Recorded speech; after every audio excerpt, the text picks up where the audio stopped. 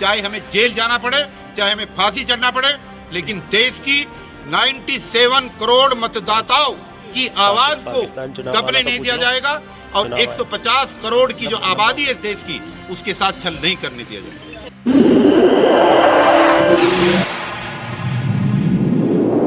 इस news channel पर जो भी वक्ता ने कहा वो उसकी अपनी राय है, जिसकी पुष्टि नेशन न्यूज इंडिया नहीं करता। धन्यवाद। और चीफ जस्टिस ऑफ इंडिया को उस कमेटी से बाहर कर दिया।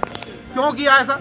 इसलिए किया है ताकि आपने देखा होगा कि सुप्रीम कोर्ट के अंदर जो राम मंदिर का डिसीजन आया, डिसीजन के आने के तुरंत बाद जिस जस्टिस ने वो डिसीजन दिया, तुरंत उनको हटने के बाद उनको राज्यसभा का एमपी बना दिया। इसका मतलब है कि जितने भी संवैधानिक संस्थाएं हैं वहां पर चुन चुन करके ये लोग अपने गुजराती लोगों को, या ये कहिएगा कि अपने इन्फ्लुएंसिव लोगों को ये बैठाने का काम कर रहे हैं। अब आज सवाल ये है कि चुनाव पारदर्शी फिर कैसे होगा जब चुनाव आयोग में बैठे हुए कमिश्नर उनके मनमर्जी के अपॉइंट होंगे। तो आप लोग चुनाव आयोग का घेराव भी तो कर सकते हैं, सीधा पीएमओ का घेराव नहीं, आप सुनिए। दूसरा जो सबसे बड़ा सवाल है, जो हमने आपको पहले भी बताया है कि जो बीएल कंपनी है, जो कंपनी इन ईवीएम मशीनों को बना रही है और इनके अंदर जो चिप्स पड़ती है और चिप के अंदर जो सीक्रेट सोर्स कोड पड़ता है, जो वो पड़ता है, तो जो डायरेक्टर्स हैं 7 जो नॉमिनेटेड बाय सेंट्रल गवर्नमेंट है, इंडिपेंडेंट डायरेक्टर, उन 7 में से 4 डायरेक्टर भारतीय जनता पार्टी के, और भारतीय जनता पार्टी के हैं ही नहीं, बल्कि भारतीय जनता पार्टी के वो प्रदेश स्तर और राष्ट्रीय स्तर के पदाधिकारी हैं। अब आप ये देखिए कि जब चिप बनाने वाली टीम उनकी, ईवीएम बनाने वाली टीम उनकी और चुनाव कमिश्नर उनका, निश्चित रूप से फिर कौन जीतेगा? फिर तो वही जीतेंगे ना।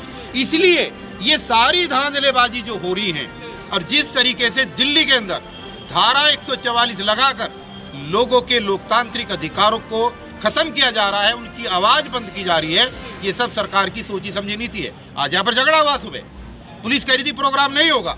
मैंने कहा 3 दिन पहले जो हजारों आदमी भारतीय जनता पार्टी के कार्यालय में इकट्ठा हुए और नरेंद्र मोदी वहां पर थे, तो वहां पर धारा 144 नहीं थी, वहां पर क्यों नहीं लगाई? उनको क्यों इकट्ठा होने दिया? आज दिल्ली के अंदर विधानसभा का सत्र चल रहा है, उस सत्र के अंदर वहां पर सैकड़ों लोग वहां पर इकट्ठा है, तो क्या वहां धारा 144 नहीं है? ये धारा 144 ईवीएम के खिलाफ आवाज उठाने वाले लोगों के लिए ही क्यों होती है? ये एक सवाल है अपने आप का।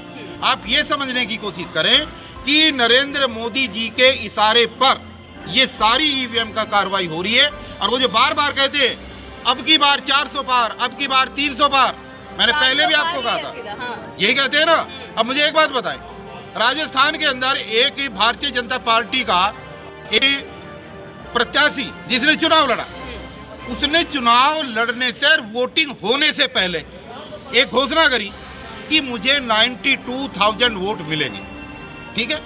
साथ में ये भी घोषणा कर दी कि मेरा जो निकटतम प्रतिद्वंदी होगा, जो कांग्रेस का प्रत्याशी होगा, उसको 75,000 वोट मिलेंगे और मैं 25,000 वोटों से जीतूंगा, ठीक है। जिस दिन चुनाव का रिजल्ट आया, कांग्रेस वाले को भी इतनी मिली और भाजपा वाले को भी इतनी मिली। उसको कैसे पता था? तो अपने आप में सवाल है या नहीं? तो इन सारे सवालों को लेकर इसलिए पीएम का घेराव करना है। इसके अलावा भी बहुत सारे हैं। एक जगह है चंदौली, आपके चैनल के माध्यम से पूरा देश सुन ले। उत्तर प्रदेश के अंदर एक जगह है चंदौली, वहां जो प्रत्याशी थे, भारतीय जनता पार्टी के प्रत्याशी को जीता हुआ डिक्लेयर कर दिया चुनाव आयोग ने, लेकिन गलती से जितने प्रत्याशी खड़े थे उनमें एक किन्नर भी था, ठीक है। जब किन्नरों को ये पता लगा कि ये गड़बड़ हुआ है, तो किन्नर वहां सब नंगे हो गए और उन्होंने लठ उठा लिया। जैसे ही एसडीएम की पिटाई होनी शुरू हुई और एसडीएम को उन्होंने भगा करके मारा, तो डीएम को ये लगा कि अब तो ये एसडीएम को पीट रहे हैं, कल ये मुझे पीटेंगे, तो उसने तुरंत दोबारा रिजल्ट को रिवाइज किया और किन्नर को जीता हुआ डिक्लेयर कर दिया। तो ये कौन सा लोकतंत्र है? ये कौन सा यहाँ पर चुनाव हो रहा है? कि क्या लटके पे यहाँ पर चुनाव के रिजल्ट आएंगे? क्या गुंडागर्दी के बेस पे आएंगे? अगर बाय द वे वहां पर उन प्रत्याशियों में से वो किन्नर न रहा होता, तो उन्होंने तो भारतीय जनता पार्टी का प्रत्याशी डिक्लेयर कर दिया था। यही अभी रिसेंटली जो चंडीगढ़ के अंदर मेयर के चुनाव में हुआ, वहां भी तो यही हुआ। अब उन्होंने दूसरा रास्ता निकाल लिया कि सुप्रीम कोर्ट इसके ऊपर कोई गाइडलाइन जारी ना कर दे, तो उन्होंने आम आदमी पार्टी के ही 2 पार्षदों को अपनी तरफ पाले में मिला लिया। तो ये जो गुंडा और खुला नाच हो रहा है, ये नरेंद्र मोदी जी के इशारे पर हो रहा है, ये भारतीय जनता पार्टी के इशारे पर हो रहा है। और वो जो बड़बोलेपन में हमेशा कहते हैं इस बार 400 पार, वो कोई 400 पार नहीं है। ये जो कोड मशीनों के अंदर डलता है, उस कोड को बनाने वाली टीम उनकी है और वो पहले ही डिक्लेयर कर देते हैं कि कौन कौन से पार्लियामेंट्री कॉन्स्टिट्यूएंसी के अंदर किन मशीनों में कोड डाल करके जीतना। तो आप लोग क्या करने वाले हैं इस बार 25 को? हम यही करने वाले हैं कि 25 को इकट्ठा होंगे और पीएमओ ऑफिस का जाकर के घेराव करेंगे। पीएमओ ऑफिस का घेराव करेंगे जो निचले स्तर तक नहीं मानेंगे। मोदी के शासनकाल के 10 वर्षों के अंदर आज तक किसी ने पीएमओ ऑफिस का घेराव नहीं किया और मोदी जी ने आज तक ही कभी कोई प्रेस कॉन्फ्रेंस नहीं करी। वो सिर्फ मंदिर में घंटी बजा रहा है। पाकिस्तान, हिंदुस्तान, हिंदू, मुस्लिम, यही सब चल रहा है। ये चीजें ज्यादा दिन नहीं चलेगी। अब सड़कें, सरकार, जनता जो है वो सड़क पर आने वाली है। जनता समझ चुकी है। अभी 2 दिन पहले नागपुर के अंदर 10,000 लोगों का प्रोग्राम था।